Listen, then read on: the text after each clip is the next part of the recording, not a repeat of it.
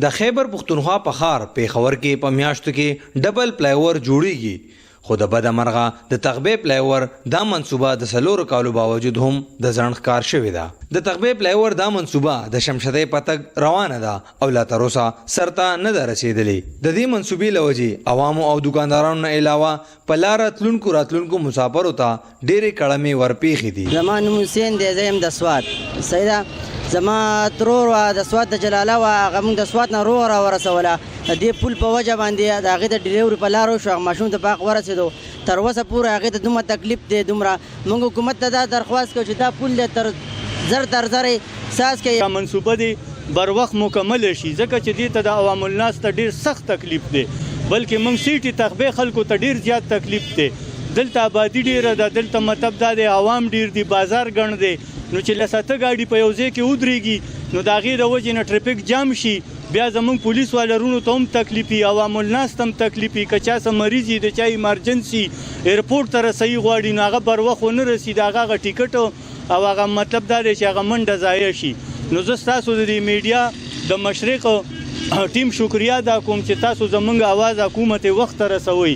د تغبې عوامو په دې هکله ډېر احتجاجونه وکړل، خو هیڅ عمل پې ونه شو. تېرو ورځو کې د مسلې حل کولو دپاره د سټینډینګ کمیټۍ ممبرانو د تغبې پلی اوور یو تفصیلي دوره وکړه چې پکې MNA نعیمه کشور، MNA علي محمد خان، MNA صاحبزاده طارق الله، MNA عثمان ترکی نه علاوه د مواصلاتو اعلی چارواکي موجودو. دوی په ټیکهدار ټینګتیا وکړه که د اګست د میاشتې پورې دا منصوبه سرته ونه رسېده نو ټیکهدار به بلیک لیسټ کې واچولی شي. خو د دې ځکه نه واله د شنګلې پورې خو 20 MNA دي، هغه ټول د موږ سره ودرېږي او انشاءالله خو دوی موږ نن ډېټ رانه کړو نو بیا به په تغبې کې دم دمادم مست قلندري انشاءالله تعالی.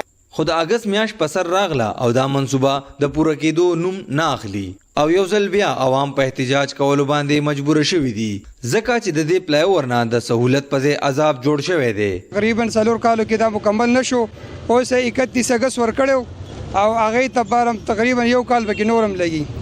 مونږ دا ټول بازار والا هم دا خبره کوي که 31 اګست دا مکمل نشو نو مونږ به احتجاج کوو، مونږ به روډ بلاک کوو. د تاجرانو د ډلې مشر وویل چې د اګست د میاشتې نه پس به احتجاجي تحریک شروع کوو چې ذمواري به په اعلی چارواکو باندې وي. موږ د حکومت وخت نه پر زور مطالبه دا کوو که چېرې د 31 اګست پورې دا منصوبه چې کوم دی کمپلیټ نه شوله نو د 31 اګست نه بعد چې کوم دی نو د تغبې ټول سیاسي ګوندونه، ټول عوام او دغه شان چې کوم دی تاجران دا به ټول چې کوم دی د یو پلیټ فارم او د یو احتجاجي ایجنډې لاندې چې کوم دی نو به دا ټول چې کوم دی په دغه پلی اوور د پاسه باندې ناست وي. د تغبې دکاندارانو او عوامو دا دړکه ورکړه چې د پلی اوور خلاف په دا احتجاج یو تاریخي احتجاج وي. اوس د تغبې عوام او تاجران په احتجاج کولو باندې مجبور شوي دي، خو د دې احتجاج په نتیجه کې که څه قسم نقصان وشو نو د هغې ذمواري به په حکومت باندې وي. د کیمرامین حسن سید سره امجد خان مومن، مشرق نیوز، تغبایی.